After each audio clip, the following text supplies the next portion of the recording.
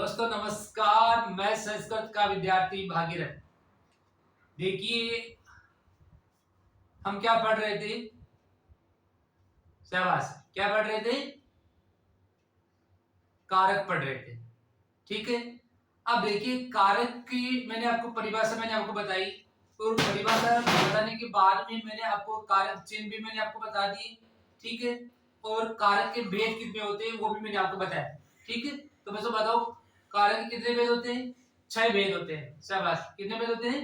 6 भेद होते हैं। ठीक है। इसी तरह ही मैंने आपको किसके बारे में बताया? विभक्ति के बारे में। तो विभक्तियां कितनी होती है? 7 विभक्तियां होती है। कौन कौन सी? प्रथमा, द्वितीय, तृतीय, चतुर्थी, पंचमी, षष्ठी और सप्तमी। ठीक है। और एक होता है संबोधन। संबोधन में कौन सी विभक्ति होती है? प्रथमा विभक्ति होती है। तो यहां तक मैंने आपको बताया था।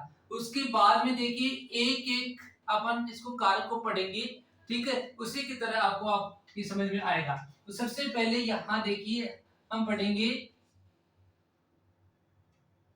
यानी प्रथमा विभक्ति। कौन सी विभक्ति? प्रथमा विभक्ति पढ़ेंगे। और प्रथमा विभक्ति में कौन सा कारक होता है? कर्ता कारक। शाबाश, कौन सा कारक होता है? कर्ता कारक। अब यहां आपको ये पता होना चाहिए, कर्ता किसे कहते हैं बच्चों? कर्ता किसको कहेंगे? जो काम को करता है, यानी करने वाले को हम क्या कहते हैं? कर्ता कहते हैं। कोई भी काम कर रहा है, जैसे मान लो मैं आपको पढ़ा रहा हूँ। ठीक है। तो पढ़ाने का काम कौन कर रहा है? मैं कर रहा हूं ना। इसलिए मैं क्या हुआ यहाँ पे? कर्ता हुआ। क्या हुआ? कर्ता हुआ। आ रहा है समझ में? तो इस कर्ता का जो चिन्ह होता है, ठीक है, वो क्या होता है? कर्ता का चिन्ह क्या होता है? कर्ता ने।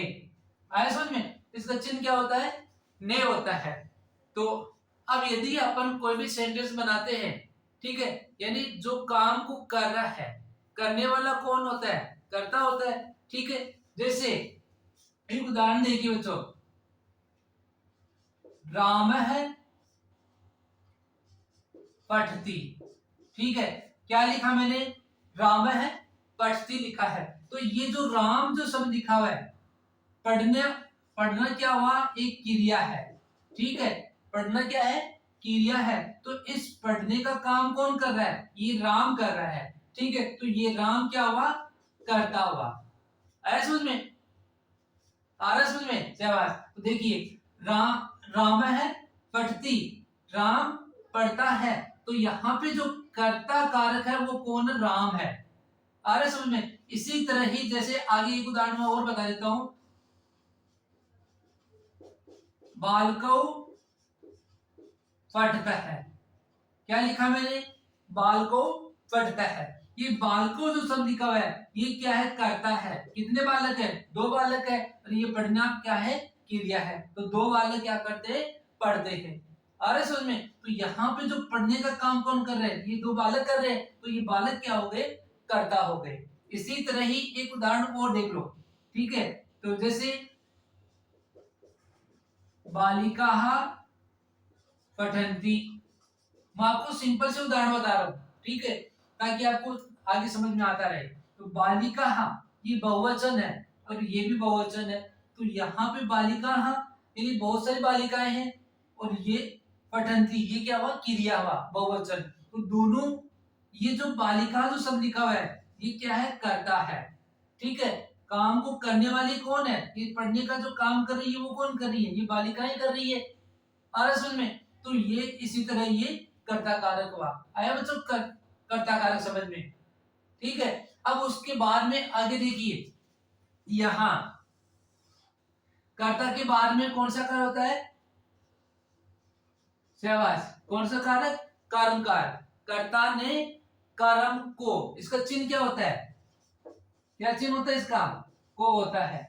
आ रहा समझ में? इसका चिन्ह क्या होगा? को होगा। और इस कर्म कारक में कौन सी विभक्ति होती है? द्वितीय विभक्ति। कौन सी विभक्ति होगी? द्वितीय विभक्ति होगी। आ रहा समझ में? अब देखिए, इसी तरह ही जैसे मैंने ये उदाहरण आपको बताए, भाई कर्ता कारक सबके समझ में आ गया होगा। ठीक है। उसके बाद में देखिए, कर्म कारक है। कर्म कारक मैंने आपको मैं बता रहा हूं। तो कर्म कारक यानी जो काम किया जा रहा है, क्या काम किया जा रहा है। ठीक है, जैसे एक उदाहरण देख लो, उसके बाद में आपको समझ में आ जाएगा। जनकः समाचार पत्रम पठति। ठीक है, जनकः समाचार पत्रम पठति, यानी पिताजी क्या कर रहे हैं, समाचार पत्र पढ़ रहे हैं।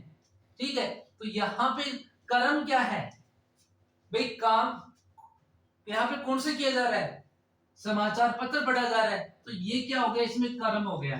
ठीक है, क्या हुआ, कर्म हो गया। और ये क्या हुआ, इसमें पढ़ती क्रिया, आया समझ में। और यहाँ पे ये क्या है, करता है। तो यहाँ अब इस तरह आपके समझ में आ जाया होगा। देखिए, कर्म कर्म कारक में कौन सी विभक्ति होती है, द्वितीय विभक्ति होती है, इसका चिन्ह क्या होता है, को। ठीक है, अब देखिए इसी तरह ही आप और उदाहरण कई लिख सकते हो। तो समझ में आ रहा है, एक बार देखिए फिर से दोबारा मैं आपको बता देता हूँ। हम पढ़ रहे थे, कारक पढ़ रहे थे, तो कारक में सबसे पहले कारक कौन था, कर्ता कारक। कर्ता यानी जो काम को करता है, यानी जो क्रिया को करने वाले को हम क्या कहते हैं, कर्ता कहते हैं। ठीक है, तो यहाँ पे जो, वैसे मैं अभी आपको पढ़ा रहा हूँ, ठीक है, तो मैं यहाँ पे क्या हुआ, कर्ता हुआ, है समझ में। शाबाश। अब देखिए कर्ता का चिन्ह क्या होता है, ने होता है।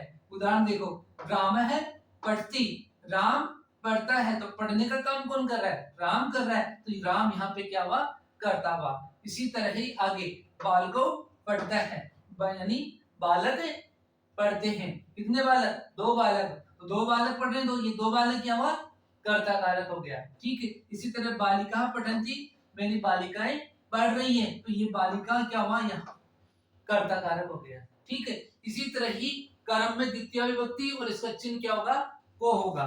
जनकः समाचार पत्र पढ़ती, तो बच्चों इसी तरह आपको क्या होना चाहिए, कारक को छांटना आना चाहिए। ठीक है, तो जनकः समाचार पत्रम पढ़ती, तो यहाँ पे जो जनक शब्द लिखा हुआ है, ये कौन है, कर्ता है, और समाचार पत्रम ये क्या है, कर्म है, और पढ़ती क्रिया है वह। ठीक है, तो ये दो कारक आपको आना चाहिए, इन दोनों कारक को अच्छी तरह से पढ़ना है। ठीक है, और एक बार इसको अच्छी तरह से आपको याद भी करना है। बच्चों समझ में आ रहा है, यदि समझ में आ रहा है तो और उसको अच्छी तरह से दोबारा इसको घर पे लर्न किया करो। ठीक है, और उसके बाद में यदि कोई भी जहां पर भी आपके डाउट होता है, तो उस डाउट को आप कमेंट बॉक्स में जरूर लिखें। ठीक है, ठीक है, ताकि आने वाला नोटिफिकेशन आपको जरूर मिलेगा, और जो भी गलतियां जहां पे आप करते हो उसको भी सुधारा जाएगा। ठीक है, तो आप कोशिश करना। Okay, thanks.